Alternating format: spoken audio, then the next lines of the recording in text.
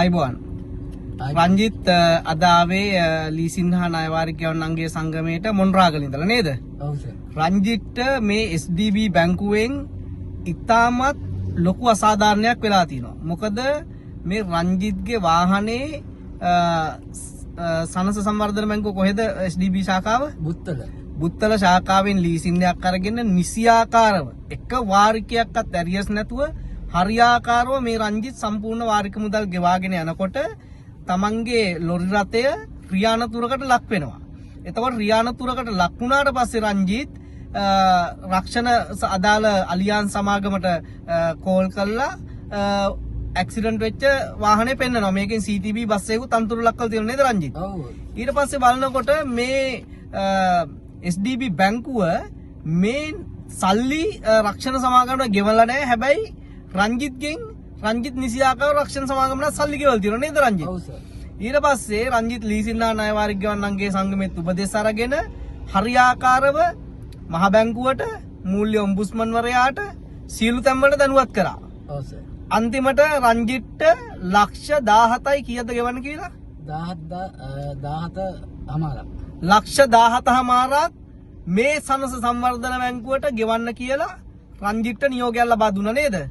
ඔව්. එතකොට දැන් මේ නියෝගය ලැබිලා වසරකට ආසන්න කාලයක් වෙනවා. එතකොට අද වෙනතුරුත් මේ සනස සංවර්ධන බැංකුව මේ මුදල් ලබා දීමට කටයුතු කළා නැහැ. එතකොට ඒ වගේම තමයි අපි අපට ලක්ෂ 17ක් එන්න ඕන නිසා වන්දි මුදල හැටියට අපි ඒ ෆිනෑන්ස් එක తాවකාලිකව අපි ගෙවන්න තිබේ ලක්ෂ 9යි නේද? ඔව් 9යි. ලක්ෂ 9යි 30ක් වගේ තමයි අපි ගෙවන්න තිබේ. හැබැයි අපිට වන්දි හැටියට ලක්ෂ 17යි 50ක් නියෝග කරා SDB බැංකුවට අපිට ගෙවන්න කියලා.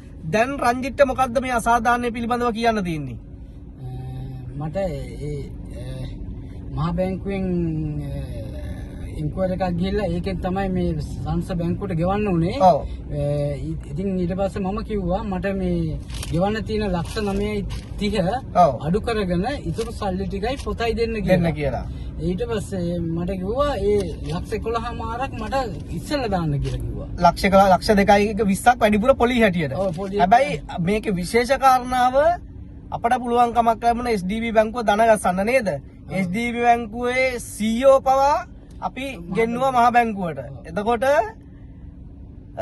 දැන් අපිට කියනවා තාම අපේ ලක්ෂ 17යි මාර මුදල මේ SDB බැංකුව ලබා දීමට කටයුතු කළා නැහැ. අපි මේ පිළිබඳව තව ලක්ෂ 115ක් ඉල්ලලා නේද? ඔව්.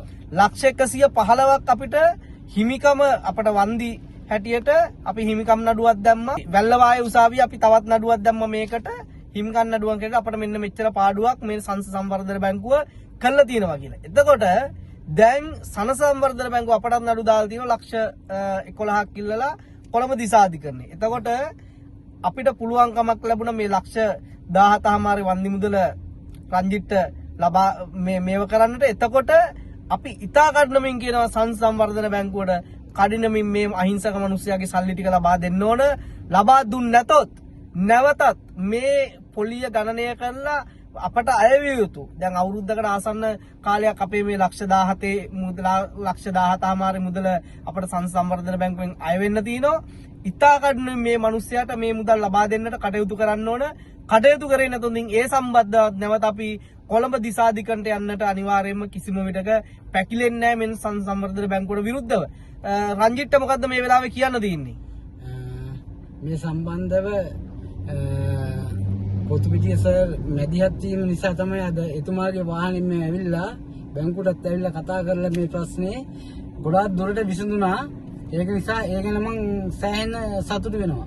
මෙච්චර කාලයක් දැන් අවුරුදු ඇක්සිඩන්ට් එක වෙලා අවුරුදු 2 මාස 3ක් විතර වෙනවා. ඔව්. තාම මේ අද වෙනකන් සාමාන්‍ය සුබදායි දෙයක් නේ. මොකද බැංකුව මහ බැංකුවවත් ඔම්බුස්මන්වරයා කියන දේවත්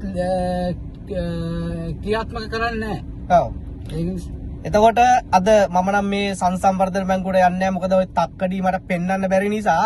ඒක නිසා අපි අද අපේ නීතිඥ මණ්ඩලයක් රංජිත් වෙනුවෙන් බැංකුවට ගිහිල්ලා සාකච්ඡා කරා. ඊට පස්සේ දැන් අපට ඒකට අදාළ ලියකිලි කිහිපයක් ලබා දෙන්න කියලා තිබුණා.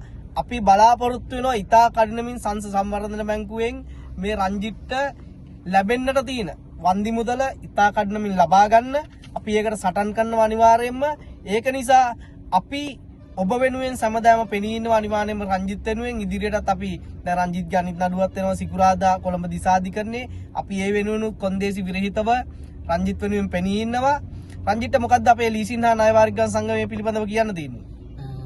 ඇත්තෙන්ම මේ වගේ අසාධාරණ ලක්වන්ට වෙන කතා කරන්න ස්වේච්ඡාවෙන් ඉදිරිපත් වෙලා මම දන්න තරමින් පොතු පිටිය සර් විතරයි ඉන්නේ. මම ඒක නිසා තමයි මොම්රාගල ඉඳලා මම ගොඩක් දුරට මේ YouTube channel වල මේ මෙතුමාගේ කතාවන් අහලා තියෙනවා. ඒක නිසා තමයි මම හොයාගෙන ආවිල්ලා ඉන්නේ. මට ඒක සාර්ථක මේ ගමනක් යන්න පුළුවන් වුණා ඒ හේතු නිසා. බොහොම ස්තුතියි සර්. හරි. අපි ඔබ වෙනුවෙන් අනිවාර්යයෙන්ම කොන්දේසි විරහිතව පෙනී ඉන්නවා ලීසින් හා ණය වාරික ගණන්ගේ සංගමේ. ඒ වගේම මේ වගේ අසාධාරණ මාපියා කළ මිනිස්සු අගතියටපත් වෙන මේ රටේ ලීසින් මාපියාව මේ රටෙන් අනිවාර්යයෙන්ම තුරන් කිරීමට ලීසින් හා ණය වාරික ගණන්ගේ සංගමය අනිවාර්යයෙන්ම මේ රටේ සියලුම පුරවැසියන් වෙනුවෙන් පිනී ඉන්නවා කියන එකත් මම ඔබට මතක් කරනවා. බොහොම ස්තුතියි.